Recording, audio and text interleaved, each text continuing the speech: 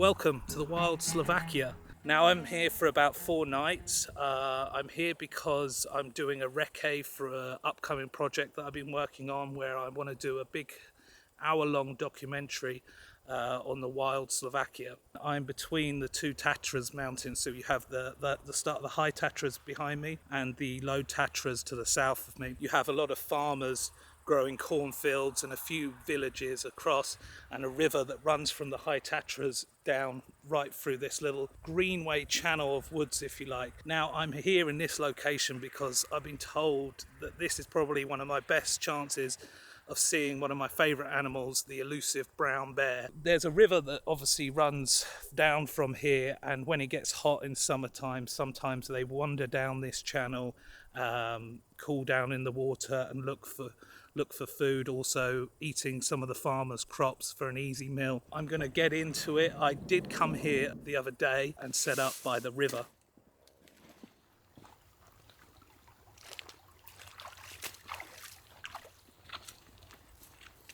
I found a few tracks and some scat, I think fox scat, and there's some, it looks quite old though, and some deer stuff all in this opening. So I'm just going to find a tree and just put my camera trap up and yeah, see if we get lucky. It's only going to be here for 2 nights. I'll quickly do this and we'll get down to the water.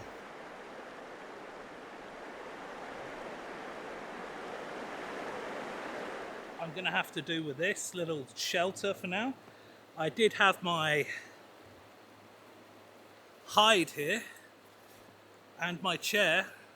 The bag's there, but the hide and the chair are gone. So that's a good start. It's pissed me off a little. There was a bird. I don't know what it was actually. It looked like a blackbird, maybe a pied crow or something like that. Down there. I just thought, oh, what's that? So I zoomed in, started filming. And it took off, and out of nowhere, boom! This bird of prey just went on its back, grabbed it, and then took it into the grass, into the shrubs.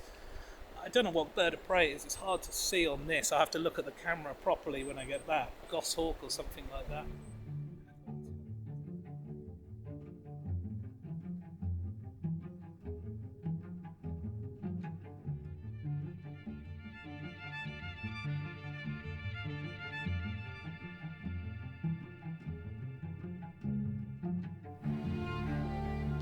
A bear. There's a bear.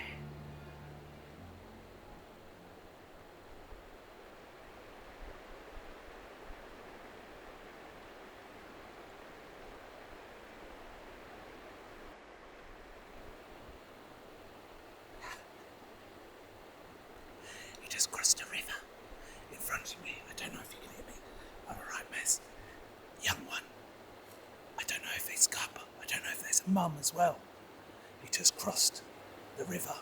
It's gone in behind the trees. Well, the bushes.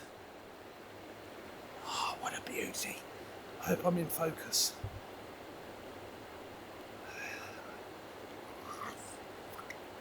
Yes. Yes.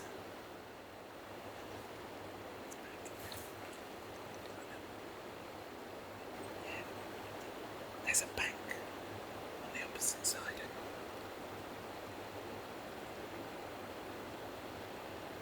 Oh, he's right there.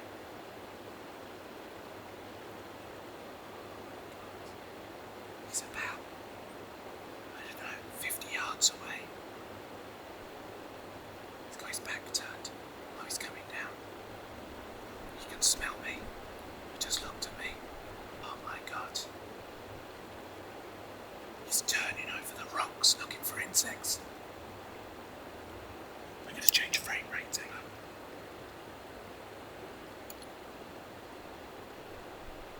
Do some slow motion.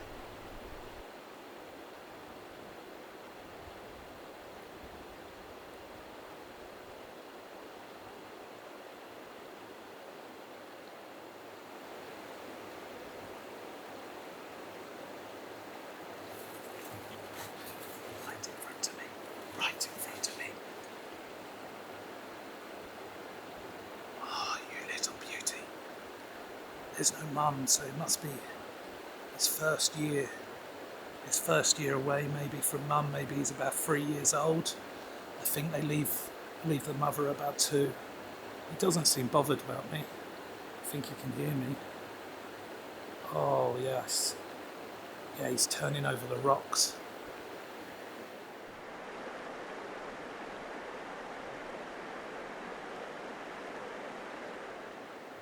Right, I'm going to try and take some photos.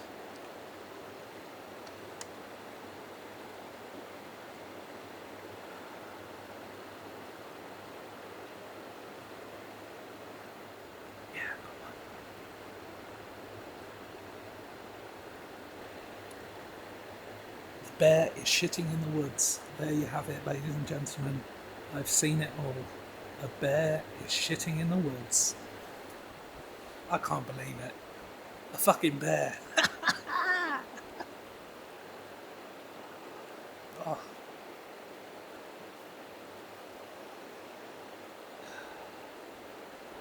I didn't think that would happen. I really didn't. I was sitting there thinking, there's nothing here.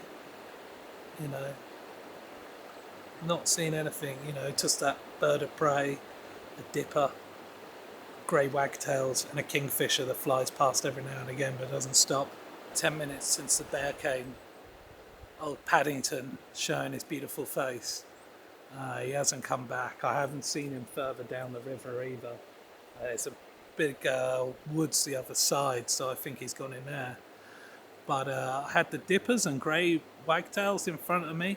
The experiment in trying to take a slow shutter speed shot, so the white water over the smooth rocks does that effect of smoothing out, has that glass kind of effect, but then trying to keep the grey wagtail sharp.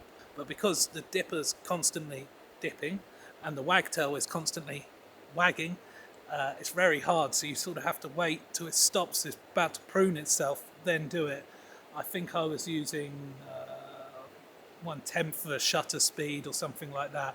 I didn't experiment. Sometimes it was too much, too little. It was hard to get that effect. I'm hoping Mother Bear comes along. Although I think a small bear is a good one for my first encounter, so I don't shit my pants. Because if a big one comes along here, right in front of me, there will be stains in my pants. But my heart is still racing and I'm still shaking and I can't stop smiling. Driven 15 hours and spent God knows many hours trekking through woods and waiting and doing research, but it was all worth it just for that 5-10 minutes I had with that bear. Definitely worth it, and doing it again. I really want to make this documentary now, you know, different animals. I've got a lot of ideas. Just need an investor so I can take the time off work and spend a year out here and film. So if any of you are rich and want to donate, let me know in the comments. It'd be much appreciated. But I'll figure out a way. You know, if you have a dream, I said that about doing YouTube, you know, 2 years ago, about quitting my job and setting my own company up, and you know, sometimes you got to go for it. I will make it happen, and you just got to believe you make it happen. So I've got a real passion to try and do this. I've got a lot of ideas, some that will be very hard to do and take a lot of time. You know, it's not like another documentary where, well, some documentaries take long, but you know, you can do in a couple of weeks. Yeah, you can get some shots, you can get a sequence together, but to tell an hour-long story that's engaging and has unique animal behavior and story, that takes time. It takes failed attempts. You know, I could have come here for 4 days and not seen anything. That's part of it. It's part of the magic of it when you do finally see it, you know. So